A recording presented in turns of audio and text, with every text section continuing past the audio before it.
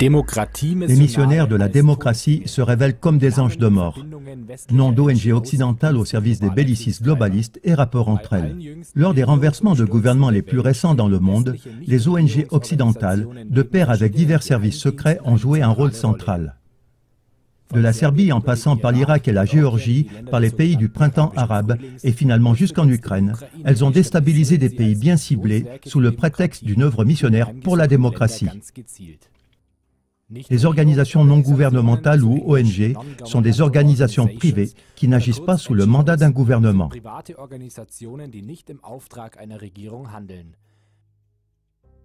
Au cours de ces dernières années, de nombreuses œuvres missionnaires occidentales pour la démocratie ont revêtu un habit d'ONG et dans des pays qui leur déplaisent, elles ont entraîné des opposants au gouvernement, elles ont financé des révolutionnaires dans de prétendues dictatures, elles ont provoqué des soulèvements de masse et ont ainsi préparé le chemin pour des guerres, pour la destruction et la mort.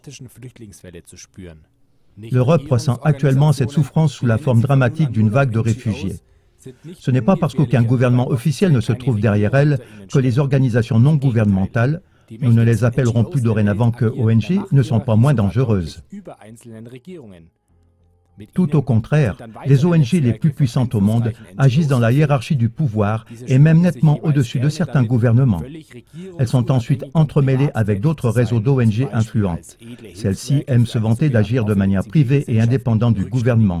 Par exemple, des œuvres d'entraide nobles leur permettent d'avoir des prétendues civilisations ouvertes dans des pays sous-développés. Mais c'est précisément le problème. Les bellicistes les plus puissants de la Terre ne sont plus depuis longtemps plus des États et des gouvernements, mais des groupes privés qui tiennent ces États et ces gouvernements en laisse.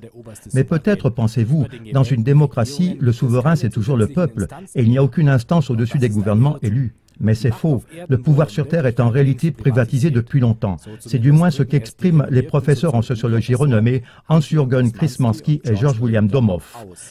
Ils ont prouvé, à l'aide d'études détaillées, qu'une élite de la haute finance existe réellement aux États-Unis, qui en vérité agit au-dessus du gouvernement démocratique élu. Krismanski écrit que la mise en pratique de décisions politiques et stratégiques cruciales ne serait pas, comme le propage la mythologie publique, le résultat d'un processus parlementaire démocratique qui partirait en fait de l'électeur, du peuple souverain. En réalité, c'est un autre souverain qui décide. Ce sont les groupes qui possèdent le plus grand pouvoir financier. Amenons un peu de lumière dans les ténèbres et divisons ces groupes privés en 5 catégories et classons proprement les ONG de démocratisation.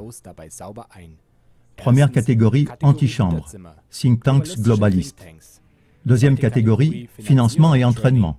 Les ONG de démocratisation en font partie. Troisième catégorie, support rhétorique. Les fondations occidentales pour les droits de l'homme en font partie. Quatrième catégorie, organisation internationale. Cinquième catégorie, front local dans la rue. Ce sont les hommes de main locaux des ONG. Catégorie 1, commençons tout en haut dans la hiérarchie du pouvoir, dans la catégorie antichambre. Là opèrent les soi-disant think tanks, des fabriques de pensée, ou mieux appelons-les communautés de croyances. Pour avoir une vue plus en profondeur, nous allons maintenant prendre notre représentation plus détaillée. C'est un schéma qui nous montre que ces think tanks sont des clubs privés, dans lesquels les plus puissants du monde, la pointe des plus grandes multinationales de la planète et les personnes les plus fortunées de tous les temps se sont associés en excluant tout public. Dans ces temples globalistes de l'ombre, des accords importants sont conclus, sans qu'il y ait le moindre contrôle démocratique ni la moindre légitimation. Il est avéré que ces accords décident des grandes et soi-disant démocratiques orientations à suivre dans le monde, dominées par l'Occident. Selon Krismanski, les think tanks les plus puissants du monde agissent largement au-delà de différents gouvernements et dirigent même le président des États-Unis. Regardons un peu ce qui se trouve dans ces clubs et retenons leurs noms. Toutes ces informations sont publiques et peuvent par exemple être vérifiées sur Wikipédia, situation en 2015. L'Institut Brookings. L'Institut Brookings est considéré comme l'un des plus puissants think tanks du monde.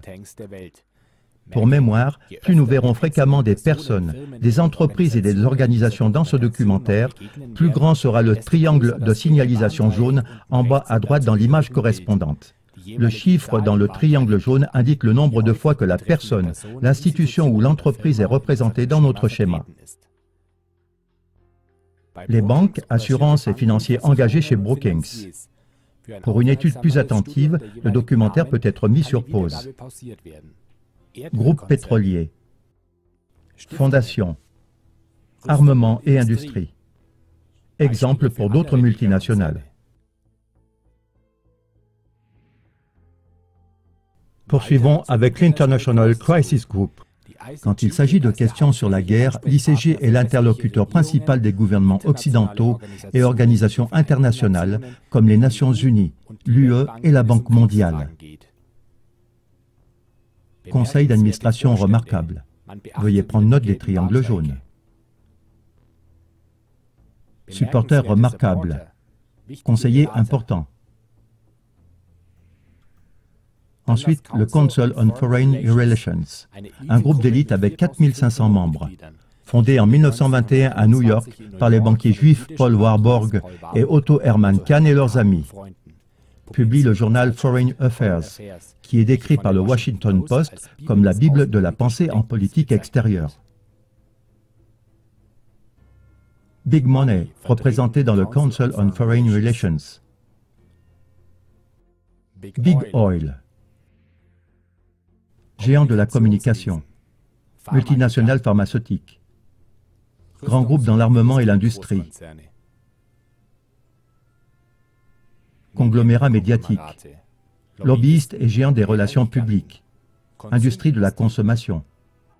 Une petite sélection de membres importants.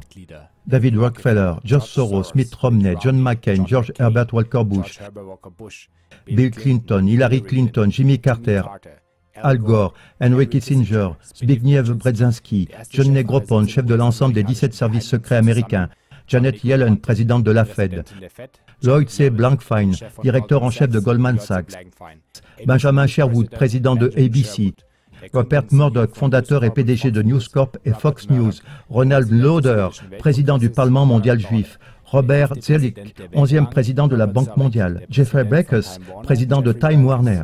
Il y a aussi des juges suprêmes américains comme John Roberts, Ruth Bader Ginsburg, Stephen Breyer, des généraux et chefs des services secrets des USA comme Stanley A. McChrystal, David Petraeus, John R. Allen, le cinéaste Lawrence Bender, les stars de cinéma Angelina Jolie et George Clooney. Souvent, les deux candidats à la présidence américaine qui se présentent comme rivaux pendant la campagne électorale ont tous les deux un lien avec le CFR, comme Barack Obama et Mitt Romney. Pour comprendre le pouvoir énorme du CFR, on doit savoir qu'aussi bien les idées que les plans pour les projets de l'ONU, de l'OTAN, de la Banque mondiale, du FMI et le plan Marshall ont été créés directement dans les antichambres de ces communautés de croyances. Cela est vérifiable dans n'importe quel bon dictionnaire. Quel que soit le désir de ces organisations internationales de se présenter comme neutres et globales, elles ne sont en réalité rien d'autre que les fruits des puissants de la catégorie 1. Conclusion. Avec une telle concentration du pouvoir dans un seul club d'élite privée, le souverain, c'est-à-dire le peuple, devrait en avoir le tournis. Le professeur en sociologie George William Domoff de la University of California a dit qu'on ne peut pas estimer assez haut l'importance de cette union du CFR pour la compréhension des motifs principaux et des axes de base de la politique mondiale américaine. Il dit par ailleurs que la plupart des citoyens ne soupçonnent même pas l'existence d'une telle instance. Venons-en à la Chatham House. La Chatham House est la secte britannique partenaire du CFR américain et compte 75 multinationales et 2770 membres. Elle se trouve sous le parrainage de la reine Elisabeth II. Ses projets clés les plus importants sont financés et sponsorisés par la Fondation Rockefeller, la Fondation Bill et Melinda Gates, la Fondation Konrad Adenauer, l'OTAN et l'UE. Les journaux publiés par la Chatham House International Affairs et The World Today comptent parmi les principaux organes spécialisés de la politique internationale. Big Money et Big Oil. Médias. Industrie de la consommation. Fondation. Géant de la communication. Autres branches industrielles. Multinationales pharmaceutiques. La Chatham House ne brille pas par sa transparence. La règle de Chatham House est une clause de confidentialité qui est aussi valable lors des conférences Bilderberger et dans le Council on Foreign Relations, mentionné tout à l'heure. Elle stipule que les participants à des réunions internes n'ont pas le droit de révéler de nom ni d'identité. Pour résumer la catégorie 1, donnons encore une fois la parole au professeur émérite en sociologie à l'Université de Münster, Hans-Jürgen Krzymanski. Ces groupes de discussion politique, think tanks, constituent le noyau du pouvoir politique du système d'influence des élites de l'argent et du pouvoir. Au final, on garantirait ainsi que seules les règles et les lois de l'entité commanditaire sont appliquées. Ce sont donc des think tanks puissants qui décident de la politique occidentale et de ses filiales en Allemagne. Comme par exemple en Allemagne, la Atlantic Brücke, qui compte des personnes comme Angela Merkel, Joachim Gauck et le présentateur de ZDF Klaus Kleber, etc. Ou bien la Société allemande pour la politique extérieure. Ces deux filiales exécutent ensuite volontiers et avec empressement ces instructions venant d'en haut. Mais il y a des pays qui ne participent pas à ce jeu avec autant de zèle que le fait l'Allemagne de manière aussi exemplaire. Alors, on donne à ces pays quelques cours de rattrapage en matière de démocratie. Et ce sont les ONG soi-disant bienfaisantes de la catégorie 2, financement et entraînement, qui les mettent en œuvre. Catégorie 2. Nous commençons avec l'exemple de l'Open Society Foundations. Il s'agit de toute une union d'ONG sous le patronat de George Soros, nom de naissance György Schwartz selon Wikipédia. Déjà en 2003, ces ONG ont organisé et surveillé la révolution des roses géorgiennes qui a mené à la passation de pouvoir au favori américain Mikhail Saakashvili. La révolution orange en 2004 en Ukraine a également été financée par les fondations de Soros. Déjà en 2011, la chaîne de télévision russe RT mettait en garde contre le fait que Soros, selon le modèle du scénario libyen, finançait un putsch imminent en Ukraine, ce qui a eu lieu en 2014 avec l'Euromaïdan. Ces fondations préparent le terrain de toutes les manières imaginables pour les agitations futures dans différents pays. Un exemple, il a récemment été dévoilé qu'elle payait 1 500 $ à des étudiants macédoniens pour des propositions de renversement du gouvernement. Soros finance aussi le NED, ce qui nous amène justement à la prochaine fondation de la catégorie 2, financement et entraînement. Le National Endowment for Democracy, NED. Dans plus de 90 pays, le NED soutient plus de 1000 projets avec de prétendus buts démocratiques. On trouve sa signature dans presque toutes les chutes de gouvernements récentes. Les élites du NED sont truffées de membres du CFR et de représentants de très grandes multinationales qui sont aussi présents dans les autres grands think tanks. Le fondateur du NED, Allen Weinstein, le dit clairement. Une bonne partie de ce que nous faisons aujourd'hui était fait en secret par la CIA il y a 25 ans. Même le New York Times reconnaît dans un petit article que le NED avait orchestré le printemps arabe de manière déterminante. Movements.org. C'est une ONG de démocratisation spécialisée dans les émeutes de jeunes qui a par exemple construit le mouvement égyptien de la jeunesse du 6 avril en faisant d'un petit groupe Facebook insignifiant le mouvement dirigeant de la révolution égyptienne en 2011. Elle est financée par le même conglomérat de multinationales qui est aussi représenté dans les think tanks les plus élevés, comme par exemple Google, Facebook, CBC News, MSNBC, Pepsi, etc. De plus, Movements.org est aussi relié directement au ministère des Affaires étrangères américain. D'autres exemples d'ONG de la catégorie 2, financement et entraînement. Fondation Ford, Fondation Oak, Trust Sigrid Rousing, Fondation Rockefeller. Ensuite, les ONG de la catégorie 2 financent et entraînent le front local dans la rue, donc la catégorie 5. Cette dernière se compose, dans des pays au gouvernement déplaisant, de petits groupes contestataires qui, selon le besoin, sont érigés comme héros médiatiques de la liberté et de la démocratie. Quelques groupes comme exemple. Nous en venons à la catégorie 5, Opter, Canvas en Serbie. A mis en scène la chute du gouvernement serbe en 2000. Canvas, l'organisation qui remplace Opter, financée par les États-Unis, soutient jusqu'à aujourd'hui ce qu'on appelle les révolutions de couleur dans le monde entier. Open Ukraine. L'exemple en Ukraine. L'ONG ukrainienne, autrefois insignifiante de l'ex-premier ministre Arseniy Yatsenyuk, a participé de manière déterminante à la chute du gouvernement ukrainien. Elle a été financée directement par le NED et la Chatham House, comme on a pu le consulter sur leur site web officiel. Le mouvement de jeunesse du 6 avril cité plus haut, l'exemple pour l'Égypte, faisait partie des héros de la révolution égyptienne de 2011 qui ont été fêtés.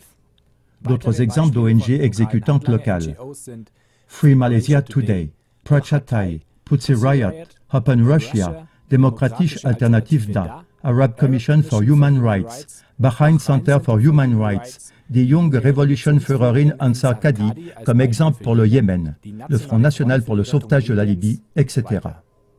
Presque tous les pays du monde hébergent de telles stations de mission locales. Une remarque au passage. Ces dernières années, la Russie a commencé à soumettre les ONG d'infiltration financées par les globalistes à une obligation d'autorisation. Les médias occidentaux essaient maintenant de faire croire que c'est la plus grande preuve de l'évolution de plus en plus totalitaire de la Russie de Vladimir Poutine. Pourtant, la même obligation d'autorisation pour les ONG financées par l'étranger s'applique aux États-Unis et en Israël depuis des décennies. Et nous voici arrivés à la section pour la rhétorique. Car les fronts locaux dans la rue sont vigoureusement soutenus dans leurs agissements par la section pour la rhétorique qui, au choix, les canonise, leur confère les décorations nécessaires ou dirige l'hystérie médiatique dans la direction souhaitée. Dans la catégorie soutien rhétorique, on trouve des ONG telles que catégorie 3, Human Rights Watch, ONG également financée par George Soros. En mai 2014, plus de 100 universitaires du monde entier ont critiqué dans une lettre ouverte la collusion de Human Rights Watch avec la CIA et de hauts cercles du gouvernement américain et de leurs hommes de main. Médecins sans frontières, MSF. Un exemple, la crise humanitaire exagérée par MSF, qui a été le motif des bombardements de l'OTAN sur Belgrade dans le conflit au Kosovo, n'a jamais pu être authentifiée lors d'enquêtes ultérieures. Mais depuis, les USA ont construit une énorme base militaire au Kosovo. Un autre exemple, Amnesty International. Voici par exemple le lien entre Amnesty et la Chatham House. Un ancien membre du conseil d'administration d'Amnesty USA, le professeur Francis Boyle, a mis en garde contre le fait qu'Amnesty International et Amnesty USA sont des outils impérialistes. En décembre 1990, par exemple, Amnesty International a publié ce qu'on appelle le mensonge des couveuses, qui a légitimé la première guerre d'Irak. Ensuite, Reporters sans frontières, ONG également financée par le NOD, Soros, etc. La sélection des pays a dénoncé en matière de liberté de la presse qu'elle s'oriente en fait parfaitement selon la liste noire du ministère des Affaires étrangères américain.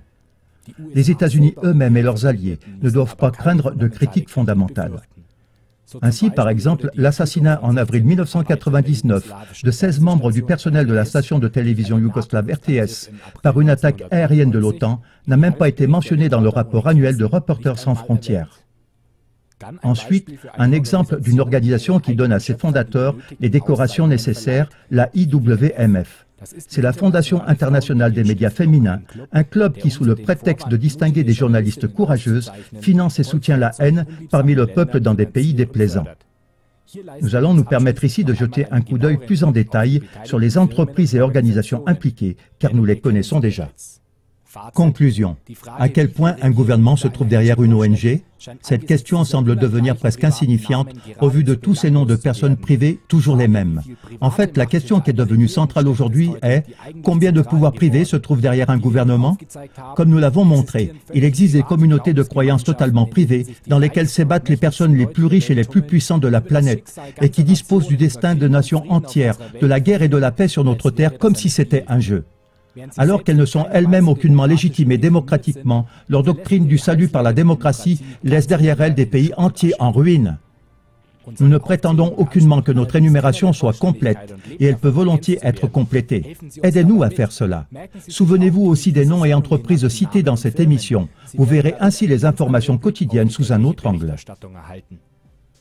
Pour finir, il reste encore une question. Dans ces think tanks d'antichambres suspectes comme la Brookings Institution, International Crisis Group, le Council on Foreign Relations ou la Chatham House, quelles sont les personnes qui en interne donnent vraiment le ton? Car chaque église a son chef et chaque secte a son gourou.